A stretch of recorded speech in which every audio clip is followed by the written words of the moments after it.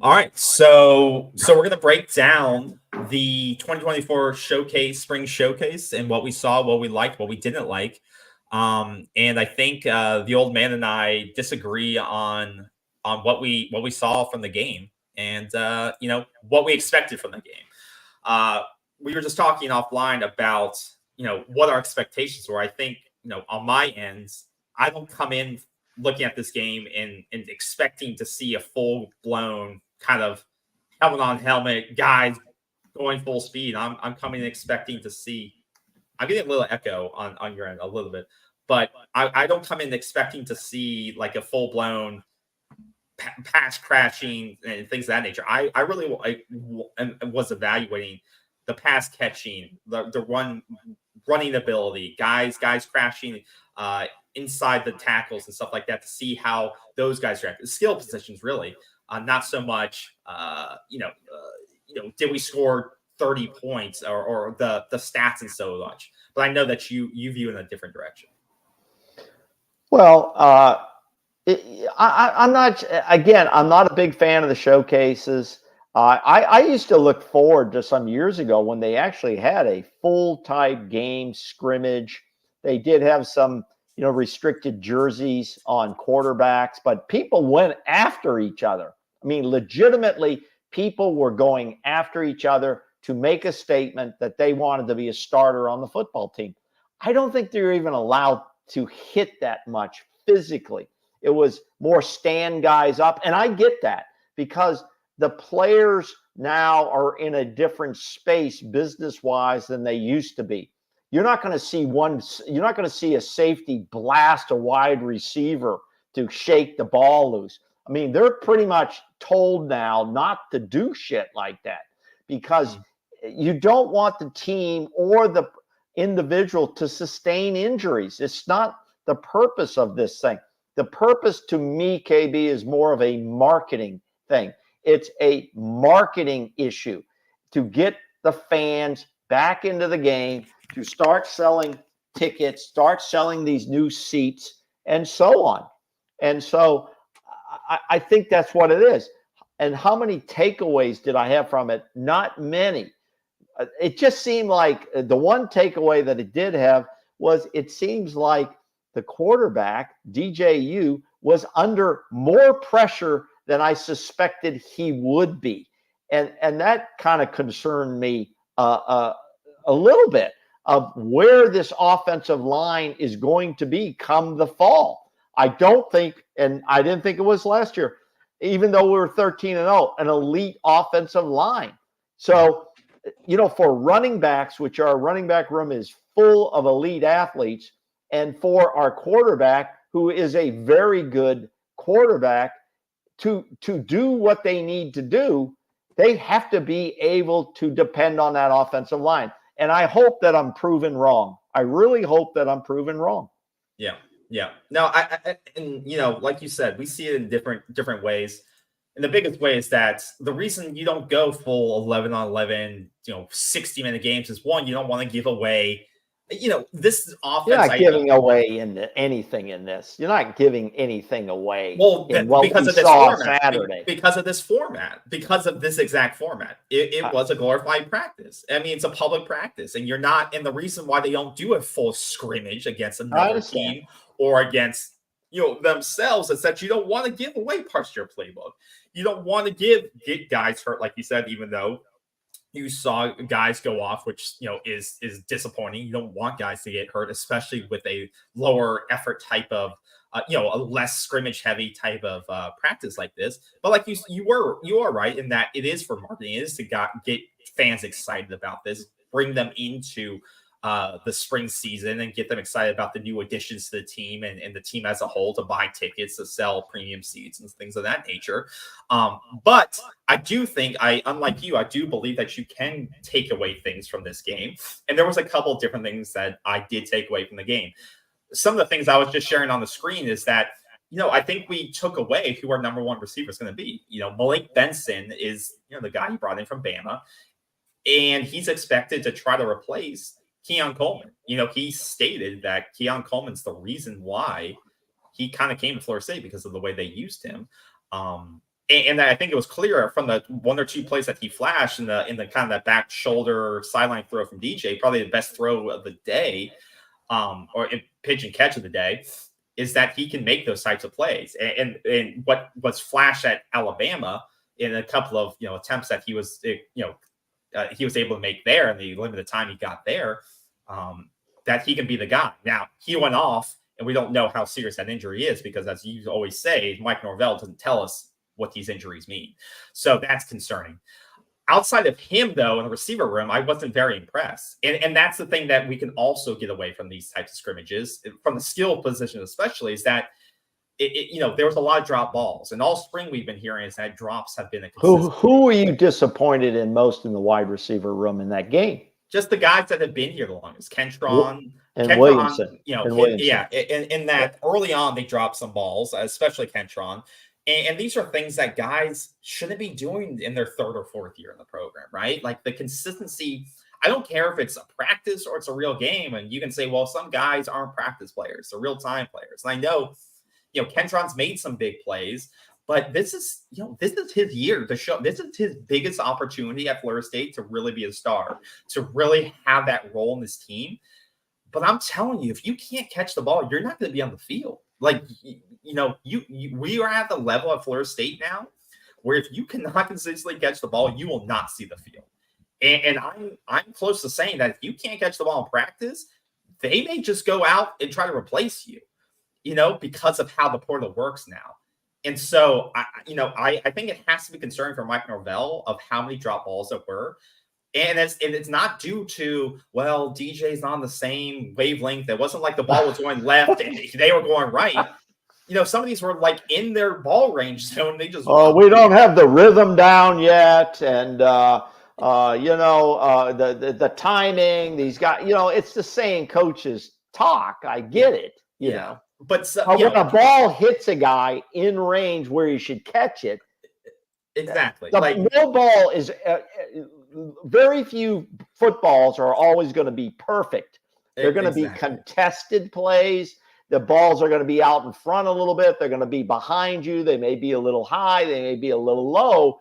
But the NFL caliber receivers get those balls. Exactly. And I want to say, they'll get a consistency high level of those balls. And I want to say, too, they did also make a couple of big grabs. It wasn't like they dropped all the balls. And I do think that, I want to give kudos. I thought the defensive backs for Florida State played very tight. I thought they were, there was a lot of batted balls or guys who were all over receivers. And I think that is kudos to, a lot of them, so you saw Kai Bates flash, you saw Zaire Thomas flash, those defensive backs were put into islands a lot of times, and that's what Adam Fuller likes to do is put guys, in single coverage, high, and they were all over these receivers, right?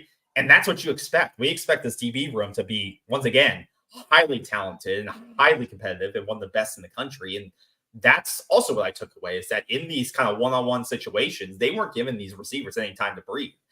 And that's where I think these receivers are going against the best of the best in practice. And we saw that on display. And a lot of times they lost that matchup. I think there was only one passing touchdown the entire showcase. And that was at the end by Michael Grant to Jacobs, I believe it was. And that was in that, in that kind of even, in the celebrity session, right? The alumni were calling the plays. What do we know? What do we know about Destin Hill? Still injured? You hear nothing. Huh? He had a brace on his leg. They said. Okay. But once again, that room has to be a little bit concerning to you. So if you lose Malik Benson for extended period of time, I'm hoping it's not. Because I do believe if it was super serious, you would hear it. But I think if you see, the portal's open for 9 more days, right? If you hear rumors that they're looking for another receiver, who we didn't hear about on Saturday? Hakeem Williams. Yeah. Didn't really make any plays. He played. But didn't make any plays. And that's one of these, you would expect some of these skill position players in a game like this where it's, it's more of a vanilla offense, and the defense I do think has an advantage in these types of scenarios because you're not playing your full playbook and stuff like that. But you expect guys like that to make a play or two, just didn't. So if you if you hear rumors about, and Florida State is over the limit of scholarships, so they're going to have to shed some of these guys. I'm not saying these guys, these receivers, but they're going to have to shed some of their roster.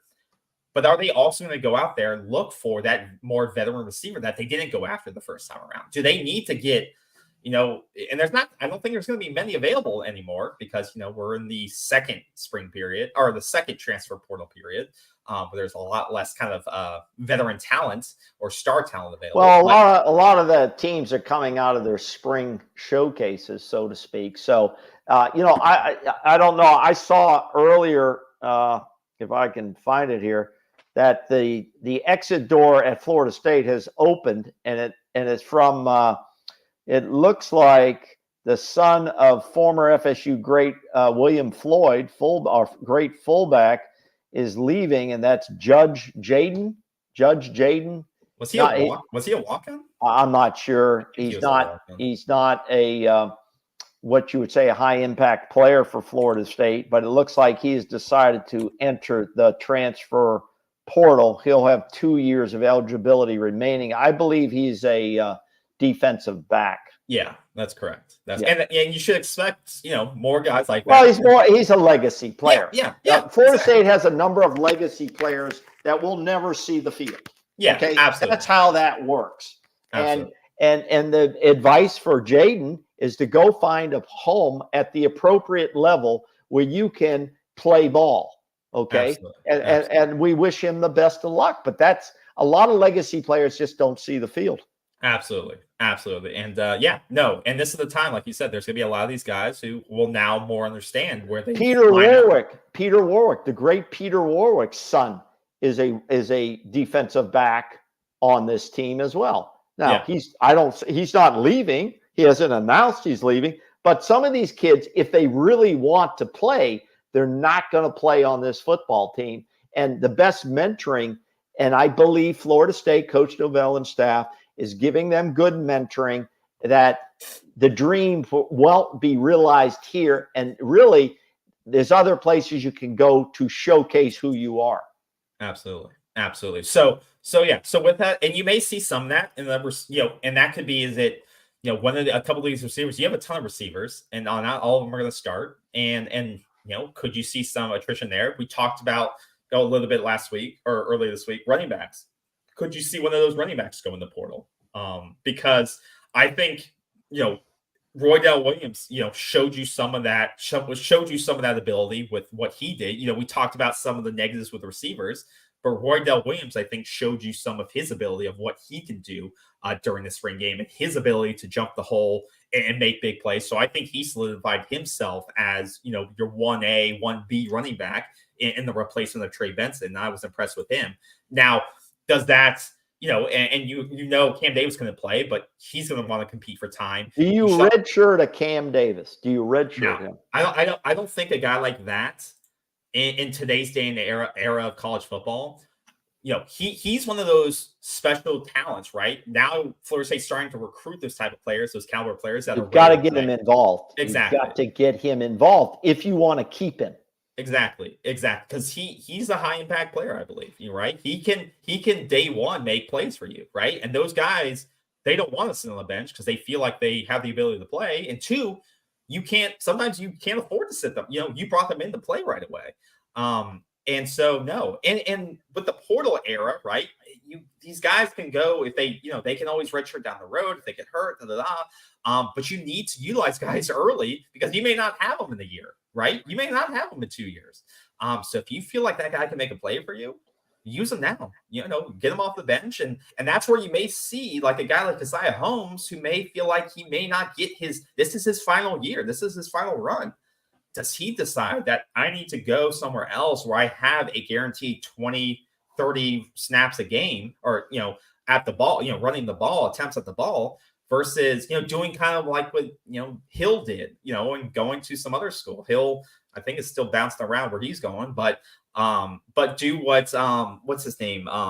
Trayshawn Ward did and jump, he went to Kansas State, I believe it was. And then now he's back over at Boston College, I think now. But no, he left because, he he knew where he was on the depth chart, and he didn't want to be the backup. I don't blame them. No, I don't blame a player, especially when you have limited time. So I could see someone like Isaiah Holmes potentially going in the portal, because they have to get under the number. You have to be truthful with these kids, and so and that's another room that's loaded with talent. And I really liked what I saw from Roydell Williams in the way he is Cam.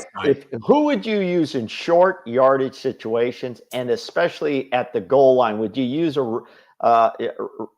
Williams, or would you use a Cam Davis? Oh, from what I saw from Roydell, I mean, he can take contact. Or DJ Lundy. DJ Lundy was short.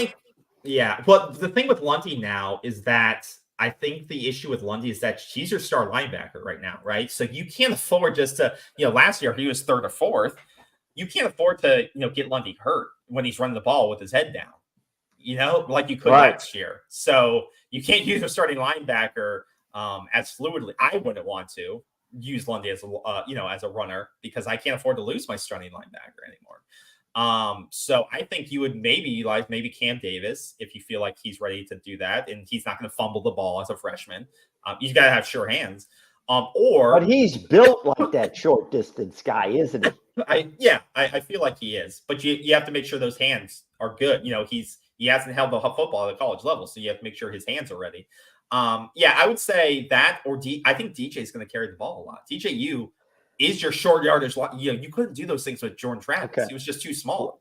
DJU is going to carry the ball in the short line scenarios. Okay, let's talk about this for a minute, because there's a lot of interest in DJU running the read option. Okay, that he's kind of he's worked in that mode before. He's comfortable with that mode, and we could see a lot more of that. And with him carrying that football now and then, he's a big load. What is he, 250? That's what he's kind of listed at, like 240, 240, 250? 245, I think. Okay. Could be the question is, do you want to take those potential shots on your quarterback? I don't think we're going to see that as much as we will see it as more strategic situations, but not just as a general play. That would bother me, because if you lose him, you're back in the same situation you had last year, quarterbacks with no real experience besides Brock Glenn, who was forced into action and had limited results. Yeah, I think with him, they're not going to – I think they're going to limit the amount of body blows they take on him, but they're going to utilize his strength where it really is that short yardage position. He doesn't want to be a running quarterback. I don't think Florida State wants to use him as a running quarterback. No. But he's kind of like that Ben Roethlisberger, but with more speed. Like you utilize the traits that your quarterback has to your advantage, right? Like this guy's not going to be arm tackled. You have to put your whole weight around his lower body to take it down. You can't arm tackle this guy. So if you have a bulldozer, you have to use him like a bulldozer when it's 3rd and 1, 3rd and 2, and use that to your advantage, or go behind the tackles and bust up the gut like they, like the NFL does, and stuff like that. So I think they're going to use it. You may see this type of read option play 3 or 4 times a game, but I don't think it's going to be. I don't think it's going to be like you saw it with Jordan Travis at times. Even with Jordan Travis, you saw that they eased up on it a lot. And fans were asking for it more. They're like, "Where's the read option? Why aren't we doing it more? Why isn't he?" And don't you think Mike Norvell? Why isn't he keeping it as much? Right? He didn't keep it a lot. And then, of course, when he did, he got hurt. Or on one of those. Sorry, he didn't get hurt when he just did it. But fans were requesting. They're like, he needs to pull it some more times. But I do think, to your point, DJU's not as dynamic as a runner as Jordan Travis was, but I think he's different in that on the short yardage plays, that's where he'll shine, because if he keeps it, you're done, because he can run a guy over if he needs to. If not, or he can truck. He can definitely truck a defensive back at 180 pounds. It changed the game. It changed the game for Florida State. But you know what? The way the players now are wearing shorts, they're basically wearing short pants. If they take a helmet to the knee, if they take a helmet directly to a knee, you could lose any player quickly, any of your skill players, including your quarterback. So I think Mike's going to be a little gun shy, given what happened to Jay Travis. I think he's going to be a little gun shy, that we only going to call his number when we need to. But when you do a read option, that allows the quarterback to make the decision. Yeah, absolutely. And I think you saw a couple of times on the read option. He was good at he called it. He did a couple of great takes on it. And once again, I think he kept it 2 or 3 times when they called it, and then a couple of times he pulled it real late and he got 4 or 5 yards. And it's it's just about protecting yourself. Slide when you get 5 yards, and that's good. You'll take 5 yards on a pull, and you don't need to take truck a guy, hit a guy. Just get down. But you just have to make down or get out of bounds. Yeah, you have to make them respect that pull. If you do it one every 10 times, one every I think I think that is going to be one of the keys to this offense, and it helps your offensive line, to be honest. Yeah. Because if you keep that defensive line guessing and those linebackers guessing whether you're going to hand the ball off to the running back or you're going to run it yourself or you're going to just pull it out and go back and throw a pass. Absolutely. That keeps an offense off balance.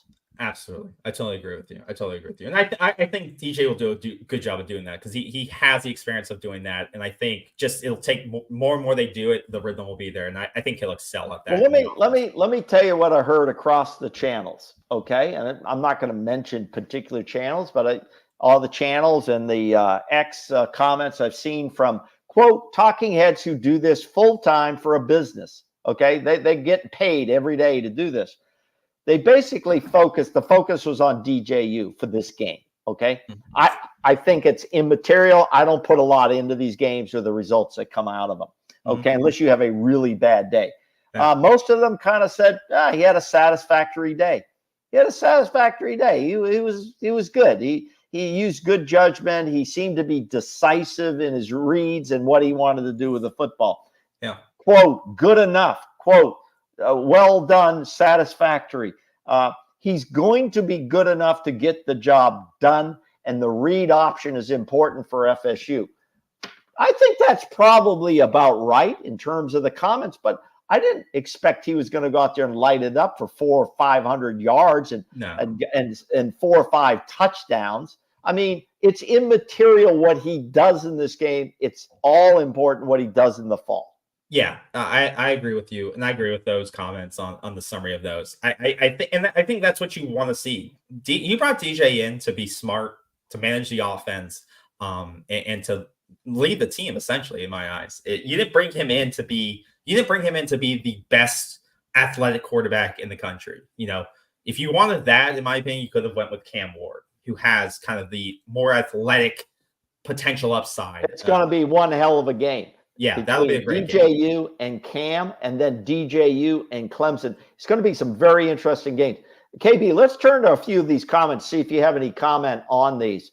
Now, Char says, that was not a good look for Portier when he dropped that easy pass. I wonder if he might get replaced by someone else. You've talked to that already. Yeah. But who would be that replacement? Would it be a Hakeem Williams? Now, all of a sudden, Hakeem Williams was the love child of everybody coming in, but you don't hear that much about him anymore from practice or a situation like this. What are your thoughts on that quickly? Yeah, it's got to be, I think it's got to be internally, or either it's one of the two things. Norvell knows internally, he's seen it, either internally that one of these young guys can step up and take the role. Because if Kentron's not ready now to take it, then they need to get rid of him. He needs to move on somewhere else, because this is his final opportunity, in my eyes, to establish himself as a star. And if Norvell, and regardless of what we saw on Saturday, that's just a glimpse of, like you said, the overall picture. Well, here's the thing too: is how does this staff handle after a game like this? Do they start giving report cards to each player based on their spring? Yeah. Do you think they do that? Guys, we've practiced for the past month. We've had two practices a week for the past month. We had this, and here's where you stand.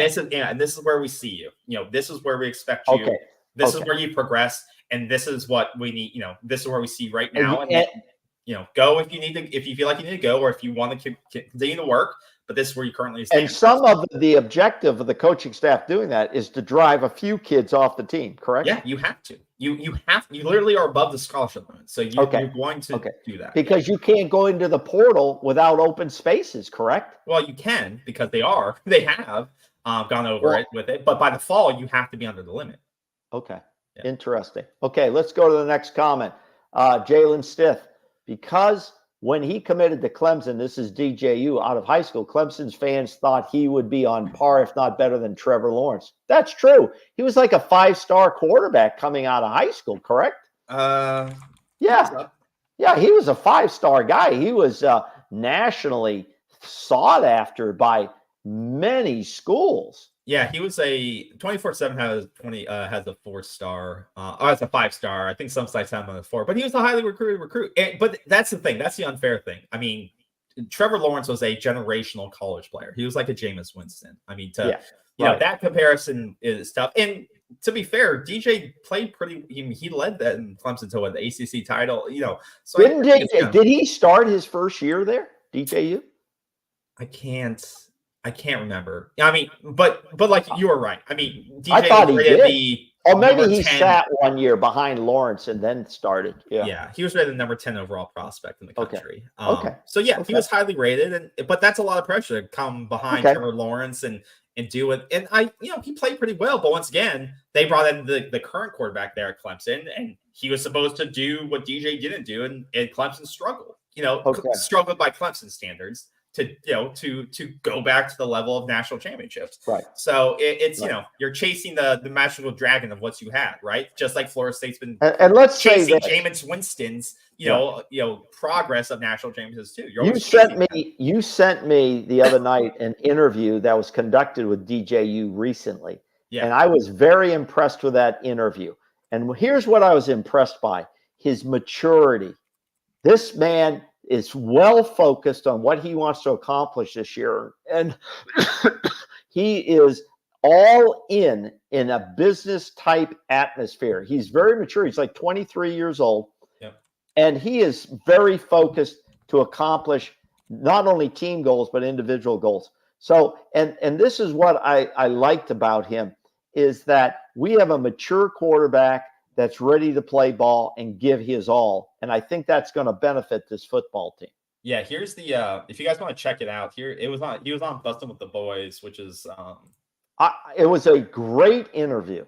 Yeah, it's this one. And the other thing that got me, if anybody wants to, you should go out and watch this interview. If you want to see a good interview, is he never said a bad word about Clemson. He never said a bad word about Dabo Swinney. He thought he was handled, everything was handled well, and that he learned a lot. And it's just his journey to leave there, to go to Oregon State, and now his journey has brought him to Florida State. So you guys can say, oh, that's all horseshit or whatever, but I think he handled this very well. He's not out there to burn bridges. He's not out there to say things that aren't right. And I think we've got a good quarterback. And I do hope, I really am cheering for this guy. I hope he does well, even though he's here just a year.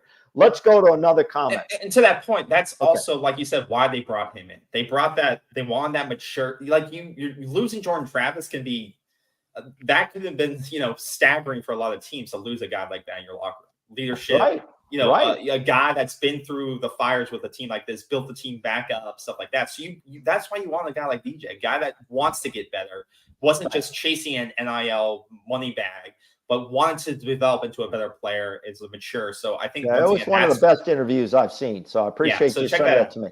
Let's look at Mamo 55. As far as Hakeem goes, FSU has never really been great with a 5-star wide receiver. So I'm kind of worried that Hakeem might be the next 5-star bust. That's the key word, bust.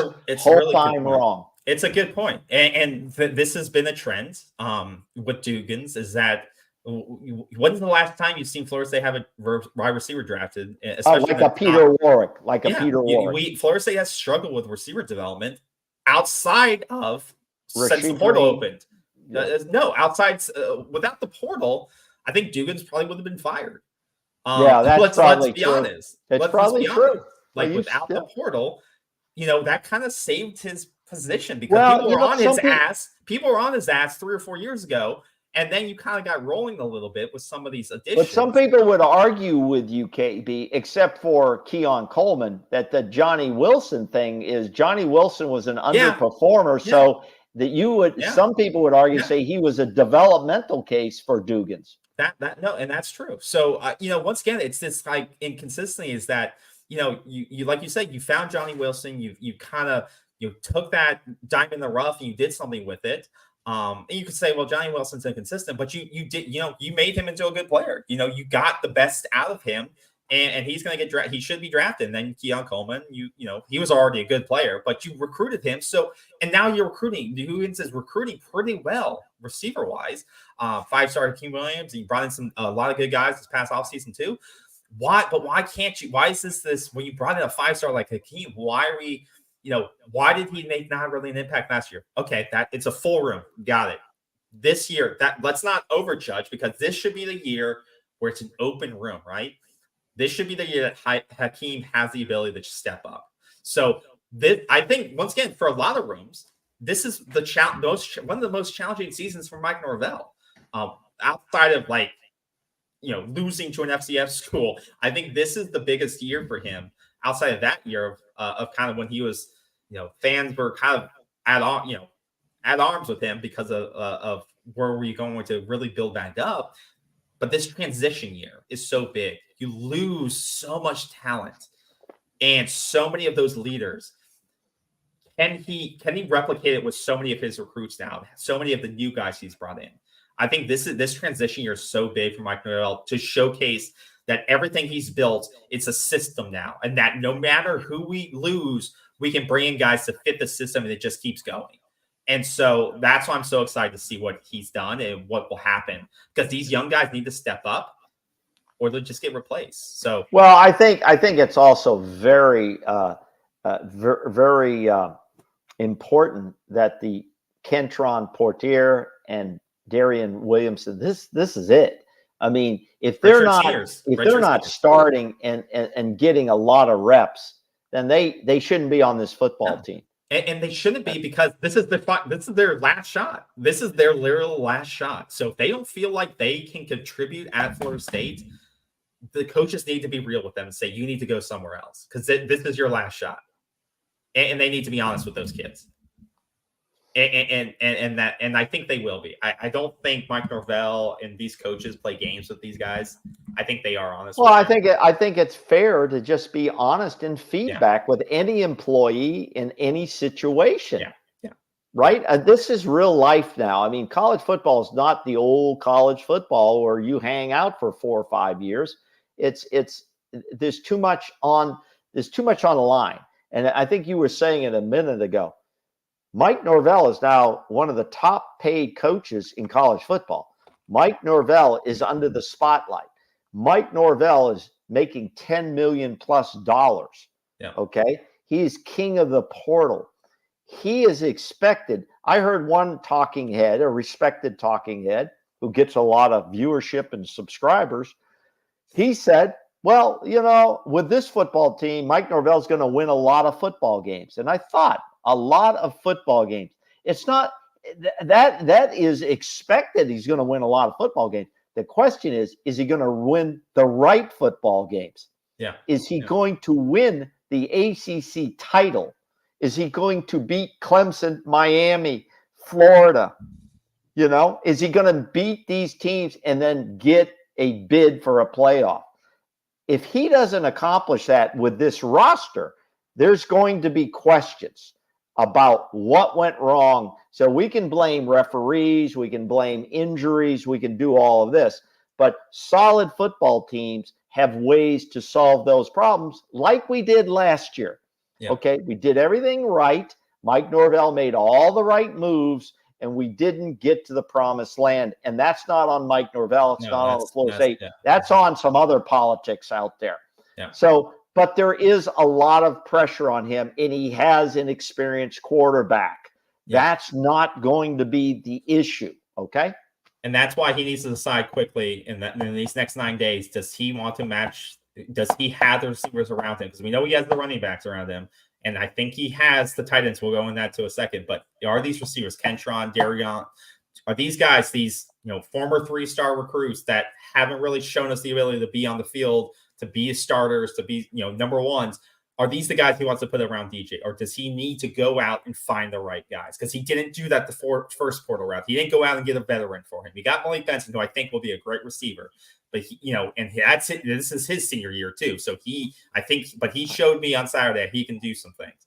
Does he need to go find another Malik Benson or another high caliber veteran type receiver if they're available and bring them plug and play? I think he's smart enough to do that. This is a young, very energetic coach who understands the chess match, but he's going to look for the right guy. He's going to look for the right guy. That's kind of the key on Coleman, is high productivity. There's no sense bringing in a wide receiver who has not had high productivity over a consistent period of time. And I think he's smart enough to do that. Whether he does or not, that's going to be his chess piece to play. Now, Mamo 55 says, no reason we can't go 10-2. That's unacceptable in my eyes. Okay. And I'm not an unrealistic person. 10-2 and not winning the ACC and not getting a playoff spot. Does anybody out there listening think that's acceptable? But you could go 10-2 and still win the ACC. Okay, I'm not saying I don't know that. You could. I mean, you could. Is it good enough to get a playoff spot? If you win the ACC, you're in. You're in. So, So the key is to win the ACC. Yeah, that's the key. Is to win the ACC. If 10-2 is good enough, I don't know. It depends on the games you lose to, right? Yeah. If you beat Clemson and you beat Miami and you could lose to Florida in one other game. I mean, still get the ACC. But that is also when you lose to state rivals after all the hype. It doesn't matter. Don't ever say it doesn't matter. It does matter. Florida, we still beat Miami and we still beat Florida, and they still can recruit at a high level. It doesn't matter as much as it used to. I'm telling you. It sounds nice. It sounds. I know, and I agree. It's nice to say things. But at the end of the day, you can still recruit at a high level if you have the right staff. Yeah, it would be almost tragic to lose to Florida. I mean, Miami's got a new quarterback. They're excited about, Cam Ward, and that is going to be one hell of a game. If both teams go in pretty much full strength, but we can't have excuses anymore when we're focus on paying this kind of money. Okay. Yeah, let's focus back on the roster in the spring. All right. So, all right. The other group, just quickly, I want to touch on is tight end. It was good to see Landon Thomas out there getting some catches. Sometimes I feel like we've brought in some guys, certain positions, we don't see them on the field. We talked about Hakeem Williams not really being seen on the field a lot. Landon Thomas got some catches. May have been with some backup quarterbacks and stuff like that. But he looks body looks ready. He looks physically ready to be on the field. Showed some soft hands, was able to get on the field. And I think he's going to be battling for playing time. Once again, these are one of these highly rated kids that you're able to bring in now that are going to compete for time right away, especially in a room of need. This is not a deep room. You lost Biscuit, you lost Jaheim Bell, but you lost some players now. You only bring back Kyle Morlock and Jackson West. And Jackson West has really barely played in 3 years. And it was good to see Jackson West get on the field too and showcase what he has. And he made some catches, which was good. I think he dropped one ball, but he made a couple of catches. So I think Landon Thomas, if he can showcase that he's able to block, I think that will be the only thing that keeps him off the field. But if he showcases that he's able to block at a sufficient level, I expect to see him on the field. It's good to see that he was able to get on the field and make a couple of plays there. So I think mostly the other thing, offensive line, you already brought up concerns there. I think that's also a result of a defensive line that played really well. And I want to give kudos to the defensive line. I thought Marvin Jones Jr. made a couple of big plays in showcasing pressure on the quarterback off the edge. I thought, once again, Patrick Payne made a couple of plays. I thought overall, and you were missing a lot of guys in the defensive line. I think Farmer was out. Farmer didn't play. Yeah, you had a lot of guys that were out on defensive line, but once again, you have to remember, this is a really good defense. I would say a top 10, top 15 type defense. And this offense is trying to compete against them. And so it's not going to look easy. Like you said, you're not going to put up 30 points. You're not going to put up 10 touchdowns. You're playing against one of the best practicing against one of the best defenses in the country. And that helps you. It does 100%. And so I think when we're kind of saying the offensive line didn't look great, they were able to hold up decently against a really good defensive line. And but the defensive line did showcase that if they were able to sack the quarterback, I think DJ would have went down 3 or 4 times minimum during that scrimmage because they were bringing pressure and they were bringing it without a blitz. They were bringing it off the edge pretty easily sometimes. Yeah, Shaheem got trucked by somebody. Who did he get trucked by? Was it Williams? I think it was it Williams running the ball at him, and it was one-on-one, brother, and he did get trucked. So yeah, I remember that play. was right. Yeah, Mama was right. He did get trucked. Yeah, that was that. I remember that. Yeah, that was. Holmes. It was Keziah Holmes. It was Keziah Holmes. Play. Yeah, that was a great play. Keziah Holmes is a big dude. Yeah, he's a good-sized guy. And once again, you're talking about if we need a goal line guys, and that's where it's like, does Keziah have that role on this team for that big?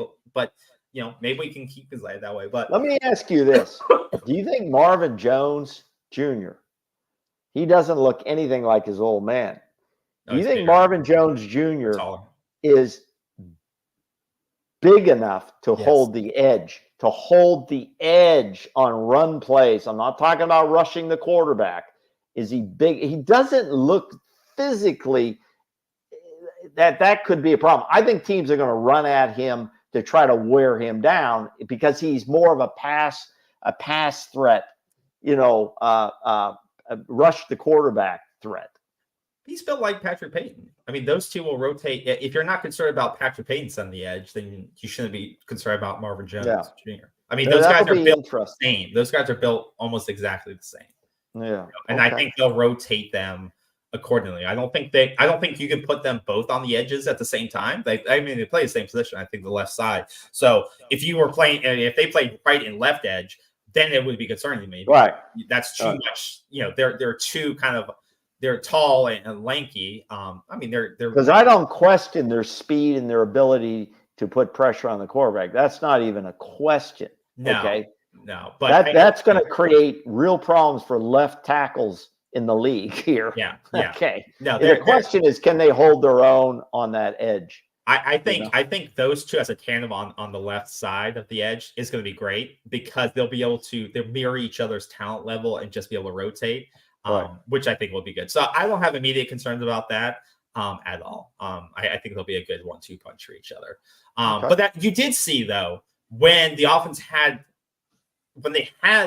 big plays, they were able to run outside. They were able to a couple of times find a block and break it outside with their speed. So you saw Jalen Lucas get a couple of big runs using his speed. And that could just be Florida State they brought in a lot of speed and they cultivate a lot of speed on this roster. And that was where they didn't have a ton of success running inside the tackles. I saw outside of that one big play by Roydell, but a couple of big runs were bouncing it outside. And that could be because they were able to set the edge on the offensive line by blocking some of those smaller defensive ends. I would have to look back to see who exactly got kind of, stunted up there. I don't think, I think you get limited results from a showcase scrimmage like this.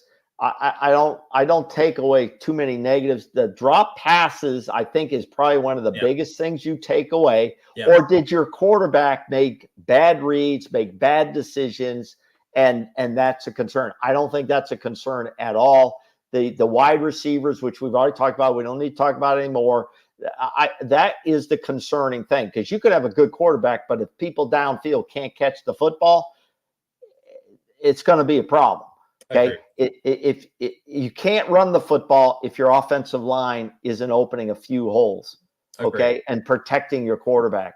I think it's all going to come to that. I think this defense is going to be pretty well. Is going to do well. I think we're going to be able to blitz people because we're going to play a lot of man on man. I think the defensive backs have the ability to do that.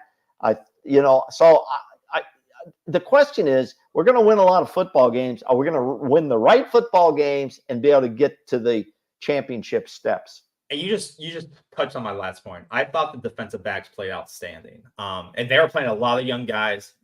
As you know, and we've talked about, they brought in a lot of young talent. Once again, that's one of the best.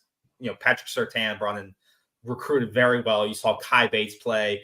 You saw Lester play a little bit. Yeah. And you brought back a ton of talent. And Cypress, Azaria Thomas, Devontae Brown, the new kid from Miami, Orlando Jr., Shaheem, you have a ton. Jabril Brawls now is a redshirt. Conrad Hussey, who got a lot of time last year. You have so much talent in the defensive backfield.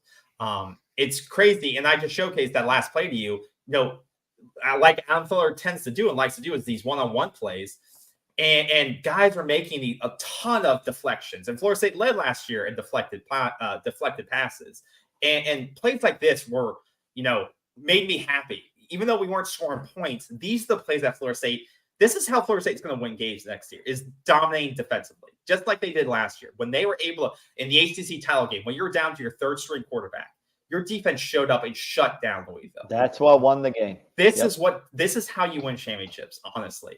No matter who your quarterback is, no matter who you're down to a receiver, if your defense can do stuff like this and shut down the opponent where you're on an island, you shut down that receiver right there, that's going to win you a ton of games. And that's what impressed me, is when freshmen are doing this, true freshmen are doing things like this. That's what impresses me. And I love seeing this. I love the way that they're coaching these kids up. And I love that we have veteran talent at this level. And I love that we have true freshmen that are getting first-team reps on this. It's so exciting to see. Jaden Parrish, guys like that. It's really exciting. And to close out tonight's session, it was interesting, the shots of the stadium and how they've ripped it apart. I mean, I get what progress is, and it upset a lot of fans, obviously, that had seats there in the west side. Yeah. And I know they're getting special consideration for the different seats they want, but it obviously, the stadium is not going to look great in 2024. It's not going to be done in 2024. Well, they're putting in temporary seats along there, and progress takes time, and there's going to be a lot of angst amongst fans, and it may cost you some more money in the end because they're reducing the capacity. So when you drop down supply and the demand is higher, that means prices go up. Yeah. So I know that's going to create some problems for people, and I understand it's understandable, and it upsets people. But this football team, people are getting excited. The showcase brings out the excitement, and we'll be in August before you know it, and then the team will be over in Ireland to face the Georgia Tech Yellow Jackets, and then we're going to really find out who's going to step up on this football team and make a run at the championship, because I think you have a lot of talent on this football team. You've got a veteran quarterback, and you've got a coaching staff that can make some right moves, and they're probably going to go pick up a couple of guys. And I've heard all types of the talking heads. Well, they need another defensive lineman. They may want to pick up a wide receiver, a linebacker, that type of thing. I don't think there's going to be a massive influx of new talent, but there could be 2 or 3 people that have true production to be added to this football team, and we will lose some people. I think the people we're going to lose are not high production people. They're going to stay on this football team. Before you add, you have to subtract. And so don't be, can't get emotional about this stuff. Some guys you may like that we lose, but like you said, for the most part, I don't think it's going to be it won't be a true surprise, the guys that you lose. They could be veteran guys that just, weren't going to get their true shot, and they have to find that slot somewhere else. But like you said, you have to subtract before you add, specifically as we get closer to the fall. So these next 9 days will be interesting to watch, and it'll be interesting to see too, do those injuries that we saw to Sean Murphy, Malik Benson, TJ Ferguson, how do those play into what positions we're looking at as Absolutely. Well. And hopefully those injuries aren't serious, but we will never know really until, Mike Norvell doesn't like to share that information. So, we'll see as those rumors come out of the portal, those will maybe give us an inclination of how those injuries are playing out. But hopefully those guys are healthy. Hopefully they can get back. We don't want to see those guys injured, but that's really going to do it. So these next 9 days will be interesting. Let us know your thoughts on who Florida State should go after, if you think they should go after, or if you're like, hey, we're good to go, let us know. And give us your thoughts on what you thought about the spring showcase. Like we said, we saw some good, we saw some bad. it's always just good to watch Florida State. I think in a situation like this, it's always good to have an open practice that you can comment on. But yeah, we'll keep you posted. We may have a show next week at some point to break down if there's any big portal news or just update you guys. And yeah, we'll go from there. But thank you all for joining us. Yeah, we'll keep great to be back. It's great to be back. Thanks for joining us, y'all. Have a great week next week, and we will speak with you soon. Take care. Have a great rest of your day. And as always, go Noles. Go Noles. Go Noles.